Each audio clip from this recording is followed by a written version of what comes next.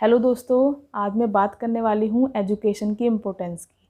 वैसे तो हम सभी जानते हैं कि जो एजुकेशन है वो हमारे लिए कितनी ज़रूरी है, उसकी हमारी लाइफ में कितनी इम्पोर्टेंस है। लेकिन मुझे लगता है कि जो वुमेन्स होती हैं उनके लिए जो है एजुकेशन बहुत ही ज़्यादा इम्पोर्टेंट है। एक वुमेन को हमेशा ही फाइनेंशियली सेल्फ इंडिपेंडेंट होना चाहिए। इट डज़न्ट मैटर कि उसके फादर क्या थे या उसके भाई क्या थे या उसके हस्बैंड क्या होगा या उसका बेटा क्या होगा। हर औरत को फाइनेंशियली इंडिपेंडेंट होना चाहिए और जो फाइनेंशियली रेस्पॉन्सिबिलिटी है ये उस लेडी की खुद की होती है।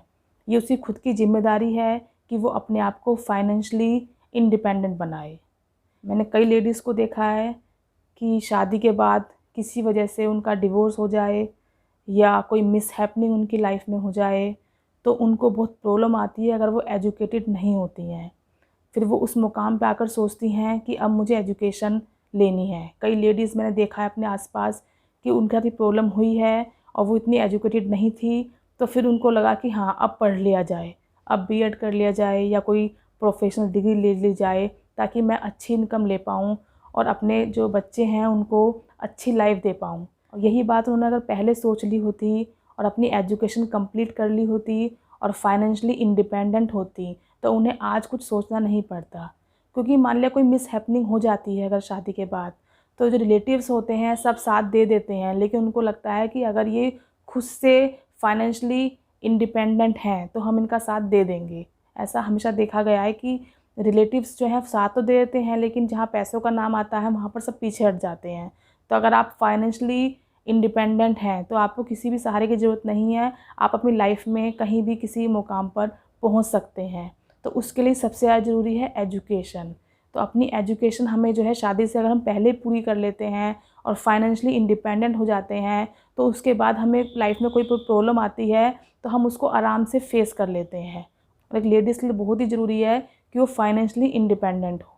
अगर वो फाइनेंशियली इंडिपेंडेंट होती है तो शादी के बाद मान लिया कोई प्रॉब्लम भी आती है लाइफ में, मान लिया जो हस्बैंड है वो सही नहीं मिला उसको, वो अगर अकेले रहना चाहती है तो भी उसको प्रॉब्लम नहीं आती है अगर वो फाइनेंशियली इंडिपेंडेंट है। तो मेरी आप सबसे ही रिक्वेस्ट है कि सभी वुमेन से, कि अपनी सभी लड़कियों से, सभी गर्ल्स से, कि हमेशा अपने आप को जो है फाइनेंशियली स्ट्रॉन्ग रखिए और अपनी पढ़ाई जो है हमेशा कंप्लीट करिए और फाइनेंशियली इंडिपेंडेंट रहिए। तो फिर आपकी लाइफ में कोई प्रॉब्लम भी आती है तो आप उसको फेस करने के लिए हमेशा तैयार हैं। और कभी ऐसा नहीं होना चाहिए कि हम लाइफ में फ़ेल हो गए हैं तो हम जो है बैठ जाएं कि हम तो लाइफ में फ़ेल हो गए हैं। जब तक आप फ़ेल नहीं होंगे ना तब तक आप सक्सेस का जो है टेस्ट भी नहीं ले पाएंगे।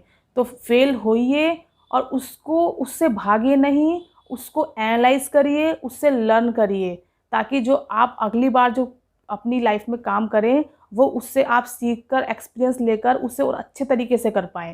क्योंकि जितनी बार आप फेल होंगे इसका मतलब आपने उतनी बार वो चीज़ और एक बार सीख ली है। तो उसको अपनी लाइफ में इम्प्लाई करिए और अपनी गलतियों से सीखिए, क्योंकि फेल अगर आप नहीं होंगे तो आप जो है सक्सेस का टेस्ट भी नहीं ले पाएंगे। तो फेल होना भी ज़रूरी है, लेकिन हम कब होगा वो अच्छा फेल होना, जब आप उसको एनालाइज करें और उससे कुछ सीखें और फिर दोबारा से खड़े होइए और फिर अपने एम की तरफ फिर से दौड़िए आप। तो देखिए आप अपने उस एम को ज़रूर प्राप्त कर लेंगे।